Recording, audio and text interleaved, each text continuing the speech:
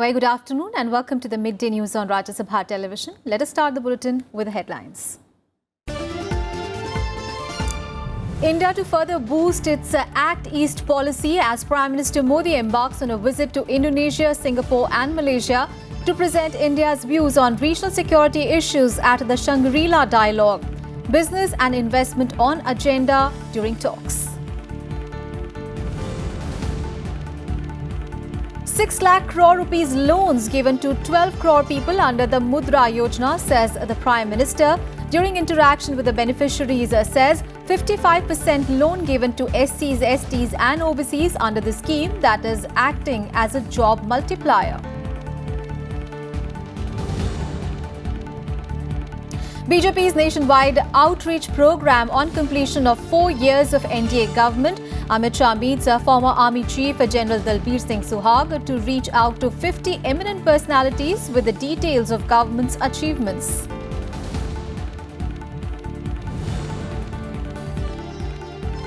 CBSE to announce Class 10th exam results today at 4 p.m. Over 16 lakh students appeared for exam after continuous and comprehensive evaluation was junked. And southwest monsoon hits Kerala 3 days ahead of the scheduled arrival. At least 38 people killed in rainstorms in parts of Uttar Pradesh, Bihar and Jharkhand. Several states in the country continue to reel under heat wave conditions. Prime Minister Narendra Modi has said that the Pradhan Mantri Mudra Yojana has opened up new opportunities for youth, women and those who want to start or expand their business. Interacting with the beneficiaries of the scheme through the Narendra Modi app, the Prime Minister said that the Yojana is also acting as a job multiplier. He said that 55% of the loans are given to SCs, STs, OBCs and others. On Monday, the Prime Minister had interacted with the beneficiaries of Pradhan Mantri Ujjwala Yojana through the Namo app.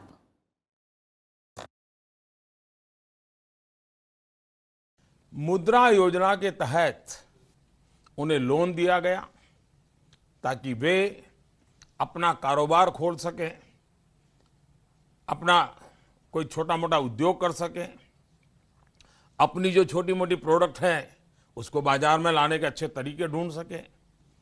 मुद्रा योजना से न केवल स्वरोजगार के अवसर बने बल्कि आज ये अपने आप में एक जॉब मल्टीप्लायर का भी काम कर रहा है। यानी खुद का तो एक रोजगार हो गया, लेकिन एक ऐसा काम किया जिसने और 2, 5, 7 लोगों को रोजगार का अवसर दिया। इस योजना की सबसे बड़ी खूबी यही है, अब तक कुल 12 करोड़ लोन के माध्यम से 12 करोड़ मुद्रा योजना के तहत इस देश में 55%, 55% पिछड़े समाज के व्यक्तियों को दिए गए हैं। यानी कुल 12 करोड़ लोन में से 55% लोन एसटी, एससी और ओबीसी समाज के और मुद्रा योजना के तहत अब तक कुल 12 करोड़ लोन के माध्यम से 12 करोड़ इस देश में कुल 25-27 करोड़ परिवार हैं। 25-27 करोड़ परिवारों के बीच अगर 12 करोड़ लोन स्वीकृत होती हैं, इतने कम समय में होती है, बिचौलिए के बिना होती है, गारंटी के बिना होती है और लोन भी कम नहीं, इन लोगों को कुल मिला के करीब करीब 6 लाख करोड़ रुपया इन लोगों के हाथ में दे दिया गया है। कई बार ऐसा होता है कि सरकार के पास योजनाओं के लिए फंड होता है, लेकिन उसका पूरा उपयोग नहीं हो पाता है।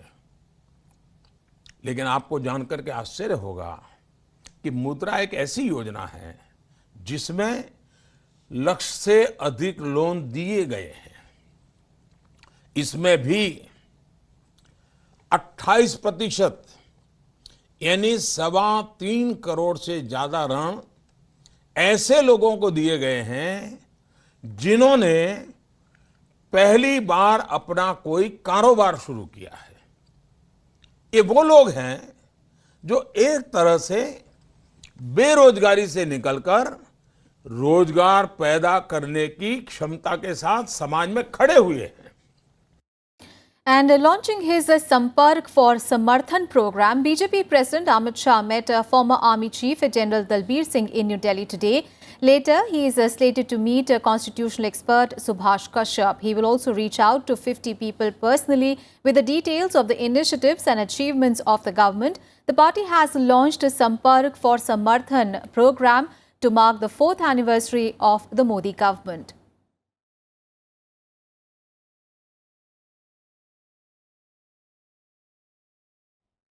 मैं जनरल सुहाग के वहाँ गया था और अभी हमारे जाने माने संविधान विशेषज्ञ कश्यप जी के घर पर आया हूँ।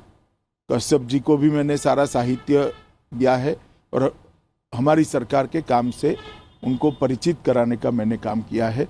आज ये लोक संपर्क अभियान की शुरुआत हुई है। देश के हर घर तक भारतीय जनता पार्टी पहुँचे, ये हमारा प्रयास रहेगा। गरीबों के किसानों की जो प्रॉब्लम्स हैं, मैं तो गांव से जुड़ा हुआ हूं, गांव में पैदा हुआ हूं, तो जो बेसिक प्रॉब्लम्स हैं गरीबों की किसानों की, वो बेसिकली हमने डिस्कस की, उन्हीं पर बेसिकली हाईलाइट हुआ है। And on the other hand, several union ministers are addressing press conferences in different states to inform about the government's achievements in these 4 years. The ministers include Nirmala Sitharaman, Home Minister Rajnath Singh, Nitin Gadkari, Ramvilas Paswan, Anant Kumar and Ravi Shankar Prasad, to name a few. On to the other top story of the day. Prime Minister Narendra Modi has embarked on his maiden state visit to Indonesia. The visit is expected to strengthen strategic cooperation between the two nations, which is important for maintaining the balance of power in the region and also for counter-terrorism and anti-piracy operations. And after Indonesia and a brief stopover in Malaysia, the Prime Minister will travel to Singapore, where he delivers the keynote address at the Shangri-La Dialogue. New Delhi looking for deeper partnerships with Southeast Asian countries. Prime Minister Narendra Modi embarking on a visit to Indonesia, Malaysia and Singapore, saying India has a robust strategic partnership with all the three countries. Prime Minister Modi is to reach Indonesian capital Jakarta this evening, this being his first visit to that country. Prime Minister's first official engagement would be a visit to the Kalibata Heroes Cemetery in South Jakarta, where he would pay homage to the soldiers who died fighting in the Indonesian War of Independence. He will then be accorded a ceremonial reception at the Presidential Palace, which will be followed by talks between him and the Indonesian President Joko Widodo. Both sides are expected to ink agreements in the fields of defense, space and science and technology.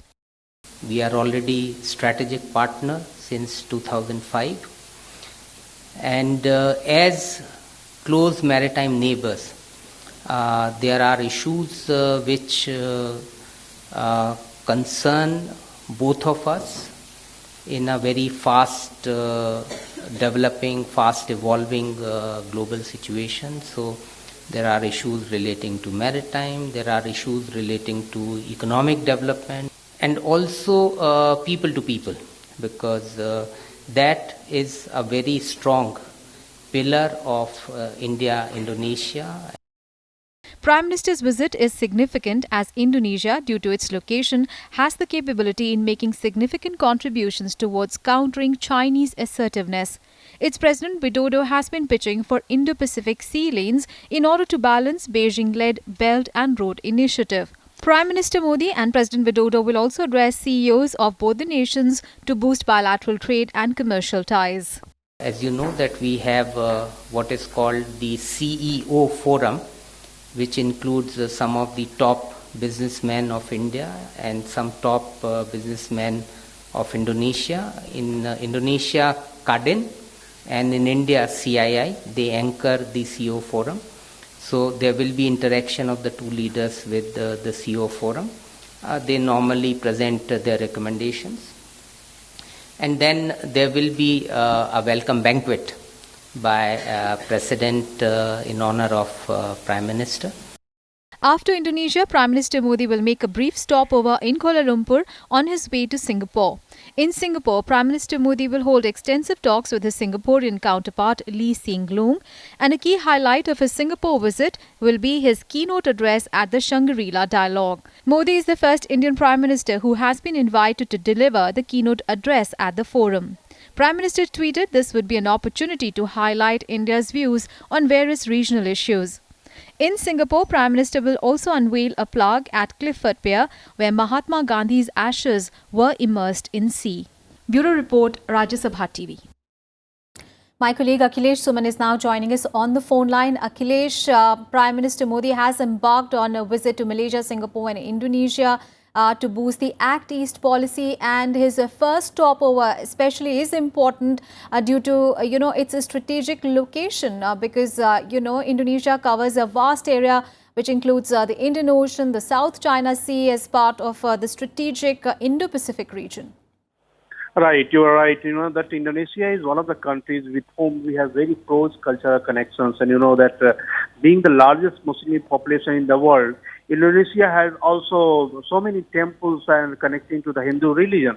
So in that way, we have a great connect with Indonesia. And given the fact that earlier this month, Bangladesh has called the OIC to induct India as an observer member for the OIC.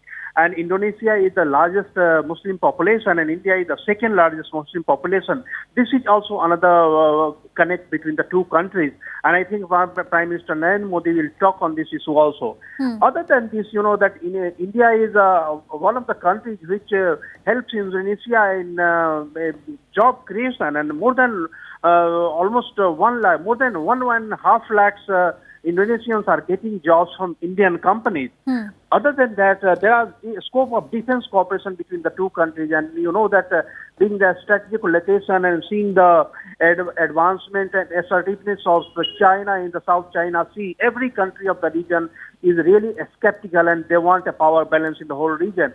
And that is why not only Indonesia, but almost all countries of the ASEAN region are keen in India's active participation and presence in that region. And I think because of this, Indonesia and India are going to renew their defense cooperation that has been there for a long time, and it is time to renew this and put a new dimension to it.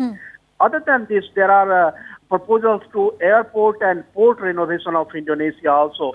See, in that way, you can see that it is both a strategic and business cultural connection between the two countries, and Prime Minister Narendra Modi is going to grab this opportunity for stitching much closer ties with Indonesia. Aishwarya? Right. Thank you so much, Akhilesh. So, India's efforts to boost ties with Southeast Asia under its Act East policy. Thank you so much, Akhilesh. And with that, we'll take a very short break. We'll be back with more news.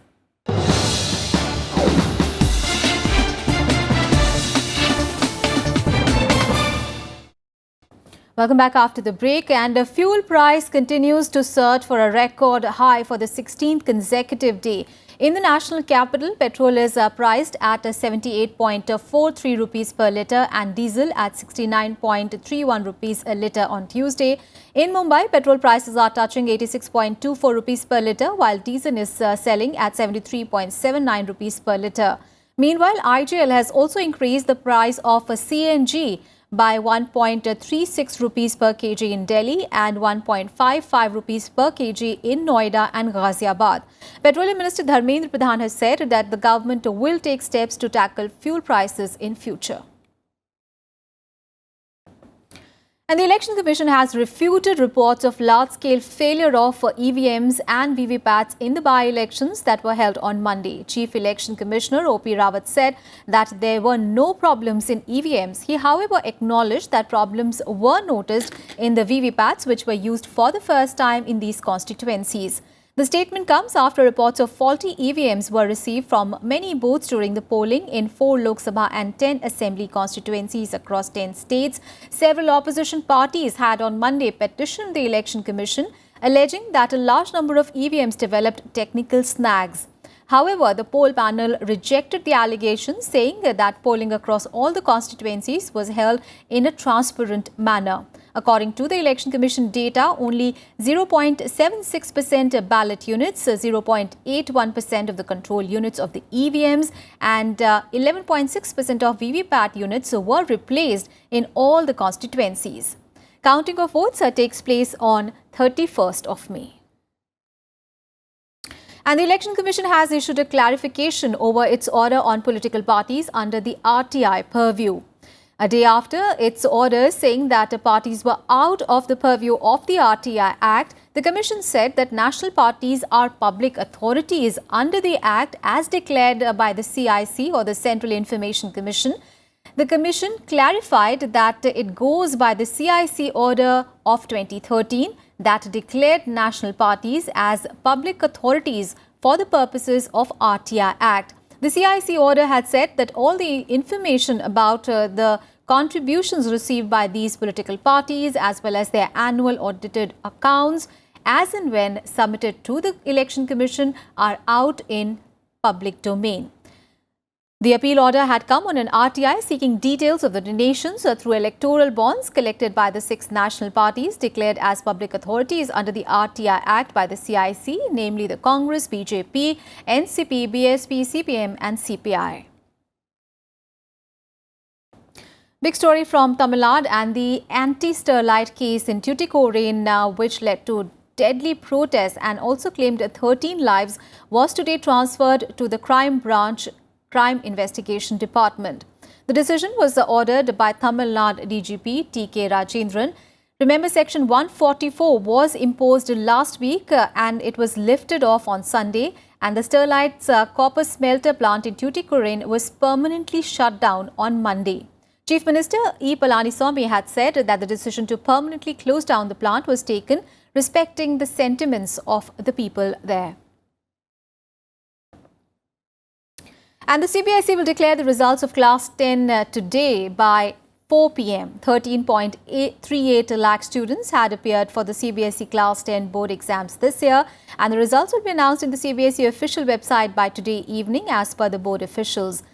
The schools already registered with the CBSE will automatically get their results on their email IDs. This was the first batch to appear for the Class 10 board examinations after the CBSE decided to junk the continuous and comprehensive evaluation and reintroduce the board examinations. Another break in here. We'll be back with more news.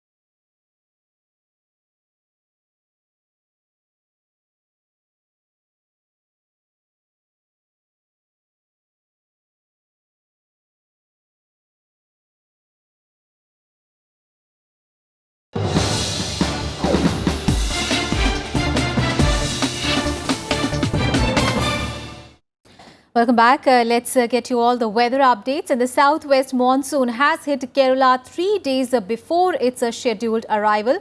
The Indian Met Department has made a forecast of normal rainfall this season. The onset of monsoon over the southern state marks the commencement of the 4-month-long rainy season in the country. The fishermen have been advised not to venture out in the sea along the coast of Kerala today and tomorrow. Meanwhile, at least 38 people were killed due to rainstorms in parts of Uttar Pradesh, Bihar and Jharkhand yesterday, while 10 people died in the storm with lightning, which lashed parts of Unnao in Uttar Pradesh. 17 people lost their lives in Bihar and 12 people died in Jharkhand due to thunderstorms. Gujarat too is expected to receive a respite from the scorching heat in the next 2 to 3 days. The IMD said that the temperature is also likely to go down in Punjab, Haryana and Chandigarh because these regions will get a light rainfall in the next 2 to 3 days. Gusty winds and western disturbances will bring relief from the heat. However, forest fires continue in Rajya district of Jammu and Kashmir because of the heat wave here.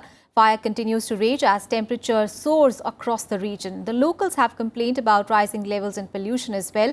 The rise in temperature and lack of rainfall has triggered unabated forest fires in Jammu and Kashmir, Uttarakhand and Himachal Pradesh districts in the last few months. Officials continue to work to control the fire. पढ़ाने में तो काफ़ी दिक्कत आ रही है क्योंकि pollution इतनी ज़्यादा हो गई है, इतना ज़्यादा धुआं है कि विजिबिलिटी देखोगे बहुत कम है। इतनी बाहर धूप है लेकिन यहाँ पे इस पोल्यूशन की वजह से जो स्मॉग है, धुआं वगैरह निकल रहा है, इतनी आग लगी हुई है साइडों में कि धुआं ही धुआं है और बहुत ही ज़्यादा मतलब प्रॉब्लम आ रही है। And North India continues to reel under heat wave as normal life was hit by the scorching sun in Haryana, Rajasthan and southern Uttar Pradesh. Meanwhile, Khajuraho in Madhya Pradesh broke the record of 30 years as it had a temperature of 48.6 degrees Celsius on Monday. The heat wave is expected to continue for the next couple of days and a loo alert has also been issued for North India. In Delhi and Varanasi, the mercury crossed 44 degrees Celsius in many places. In Lucknow, the maximum temperature was for 42 degrees Celsius, while in Kanpur, it touched 43 degrees. Sriganganagar in Rajasthan recorded a maximum temperature of over 45 degrees Celsius, while Khajuraho in Madhya Pradesh broke the record of 30 years at 48.6 degrees Celsius. Temperature also crossed the 46-degree mark in many places in Rajasthan as Bundi recorded the highest temperature of 47 degrees Celsius. The Met Department has issued a heat wave and dust storm warning for the next 24 hours in the state. And in Punjab, Amritsar had a hot day at 43.6 degrees Celsius, which is up 3 notches against the normal limits. Ludhiana and Patiala also experienced hot weather. And let's take a look at the weather conditions across other places in India.